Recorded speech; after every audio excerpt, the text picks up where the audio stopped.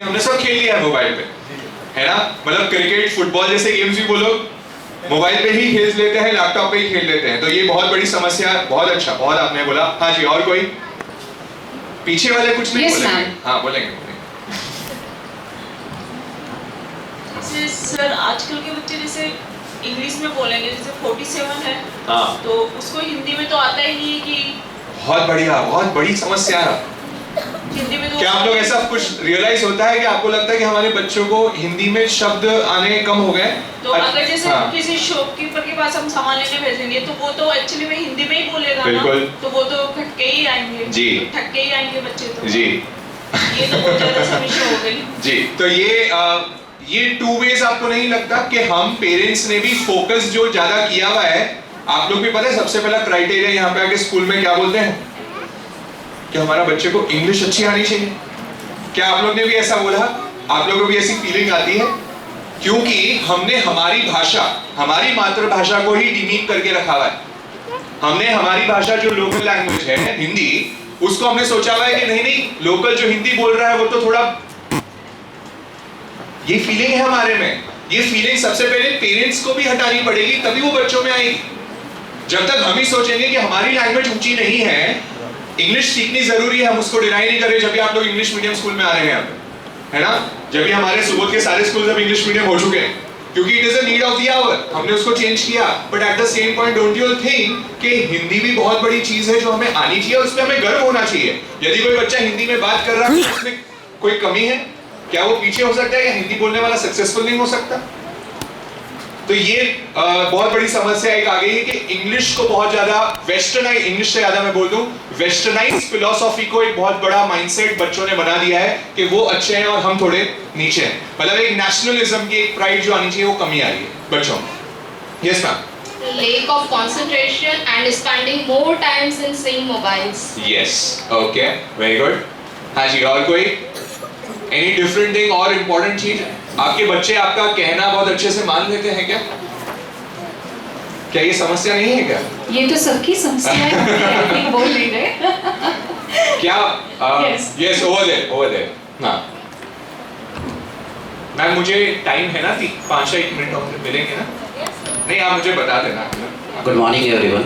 हाँ, मैं बच्चों की एक समस्या एक शेर के जरिए पेश करना चाहूँगा। जी साहब। एक किसी बहुत अच्छे शायर ने कहा है कि मेरे दिल के किसी कोने में एक मासूम सा बच्चा बड़ा होकर देखकर बड़ों की दुनिया बड़ा होने से डरता है। आज हमारे बच्चों में हर एक के अंदर पे वो बचपन जो है वो ख़त्म हो रहा है। बेसिक चीज़ ये है कि बचपन ख़त्म हो रहा है, वो चाहे किसी भी के अंदर पे ले लें, चाहे मोबिलिटी में ले लें, चाहे हमारे इंट्रैक्शंस में ले लें। तो जो प्रॉब्लम है कि बच्चों का बचपन एक्चुअल में हम लोग ख़त्म कर रहे हैं। चाहे वो स्कूल डेज़ की बात हो, चाहे आफ्टर स्कूल डेज़ की बात हो, चाहे स्कूल्स के बाद में ट्यूशन्स हो, स्पोर्ट्स हो, किसी भी वे के अंदर में देख ले, हमने बच्चों का बचपन ख़त्म कर दिया। उसके लिए रिस्पॉन्सिबल हम हैं। आई एम सॉरी, लेकिन ये सच नहीं, बहुत रिलेवेंट फैक्ट बोला है कि बचपन, और ये बचपन हम किसे कहते हैं? जहाँ मस्ती है, जहाँ हैप्पीनेस है, जहाँ आनंद है, जहाँ खेलकूद है, वहाँ पढ़ाई पे इतना प्रेशर नहीं है। आप समझ रहे हैं? पढ़ाई में अभी तक आपने नोट किया होगा जितनी समस्याएं आप लोग ने बोली, उनमें से किसी भी पेरेंट ने मुझे ये समस्या नहीं बोली कि मेरा बच्चा हिंदी में थोड़ा कमजोर है या इंग्लिश में थोड़ा कमजोर है या एकेडमिक में थोड़ा पीछे है, या ये ऐसा नहीं है।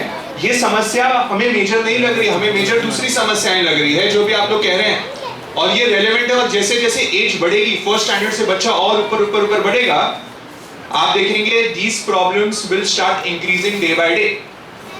क्या आपको लगता है रिस्पेक्ट, पोलाइटनेस, क्या ये बच्चों में बढ़ रही है कि घट रही है? आप लोगों को क्या लगता है? आप लोग क्या फेस कर रहे हैं?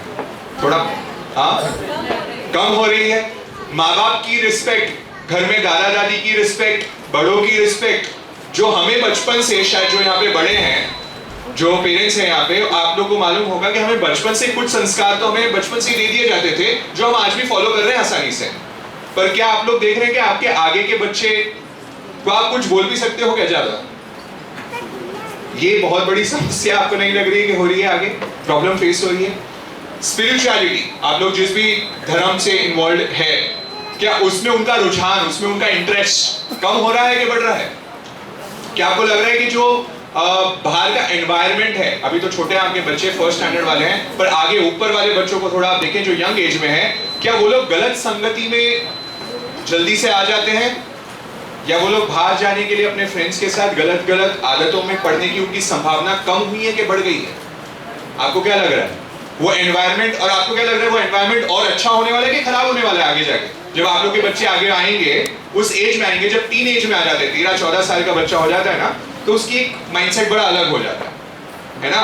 तो उसमें आपको क्या लगता है वो एनवायरनमेंट और पीयर प्रेशर लेके आता है, कुछ चीजें के लिए उसको फोर्स किया जाता है, और तब अगर उसकी नींव कमजोर हो गई, अभी से उसकी जो हम इंफ्रास्ट्रक्चर रेडी कर रहे हैं, this first standard is infrastructure.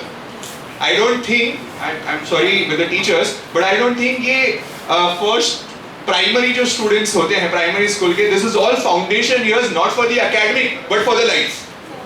It is not for the academic तो बच्चा बाद में आके करेगा ही, है ना? ऐसा नहीं है कि 10th में कम मार्क्स लाएंगे तो सीए नहीं कर पाएगा, तो भी सीए कर सकता है. ऐसे बहुत सारे उदाहरण है मेरे पास, है ना, जिसने 10th में कम मार्क्स लाया और सीए किया है. तो academic is a certain different part, but the primary education is all about infrastructure wherein we have to give in the values. माँ जन्म देती है, पिता जमीन देता है और गुरु जीवन देते हैं, है ना?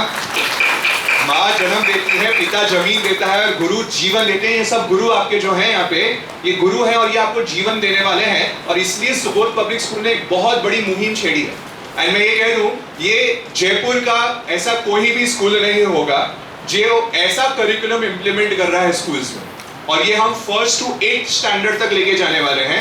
मैं चाहूंगा उसकी फोटोज, हाँ, फर्स्ट पेज पे आ जाएं, मेन पेज बुक का जो है, सुबोधी की ओर. हाँ, सुबोधी की ओर. आप जानते हैं सुबोध का अर्थ ये होता है सही दृष्टि देना. सुबोध, राइट परसेप्शन देना, राइट दृष्टि देना, राइट विजन देना. Okay, so that is, this book का नाम भी हमने वैसा ही रखा है. ये सुबोध शिक्षा समिति की पहल है, जहां उन्होंने इसको मोटिवेट करते हुए कि ऐसी नैतिक शिक्षा की, मॉरल वैल्यूज की एक किताब, एक करिकुलम, एक पुस्तक हमारे पाठ्यक्रम में इन्वॉल्व होना चाहिए. और इसको हमने स्टार्ट करते हुए 1st स्टैंडर्ड से ये पुस्तक का मैंने ही इसको पूरी डेवलप करी है. इसलिए आज मैं यहाँ पे उपस्थित हुआ आपके सामने इसको बताने के लिए कि इसका रेलेवेंस कितना ज्यादा जरूरी है. और ये रेलेवेंस जब बढ़ेगा, इसमें टीचर्स तो पढ़ाएगी ही, है ना? और यहाँ पे पढ़ाना, इस सब्जेक्ट में कोई रिटन एग्जामिनेशन नहीं होने वाला, पहले मैं आपको बता दूं. इसमें कोई एग्जामिनेशन, इसके मार्क्स काउंट होंगे, ये भी मैं आपको बता दूं.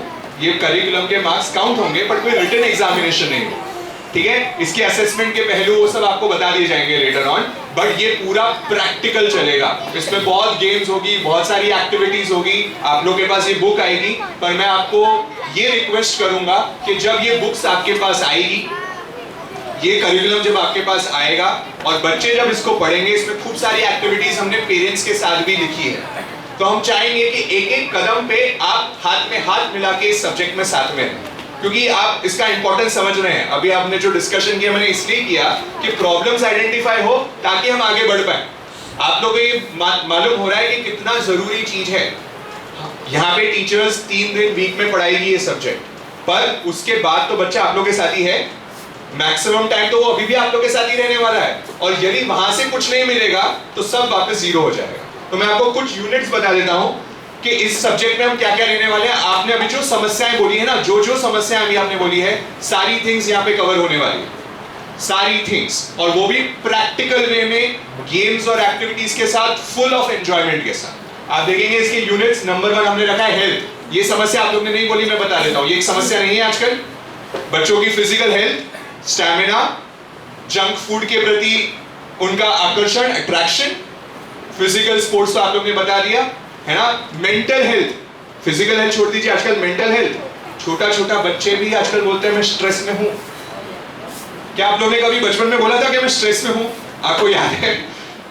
आप याद करें अपने बचपन, क्या आप लोगों को भी ऐसी फीलिंग आई थी? नो. हमें स्ट्रेस क्या होता था हमें कुछ मालूम ही नहीं होता. But these kids, we have big school, IB school students going missing. This was a recent news, if you all must have read. 10th standard guy और 11th standard guy, he went missing from the home. बिना माँ बाप को inform किए चले गया. Very prominent school of Jaipur, मैं नाम नहीं लेना चाह रहा हूँ, but they went missing.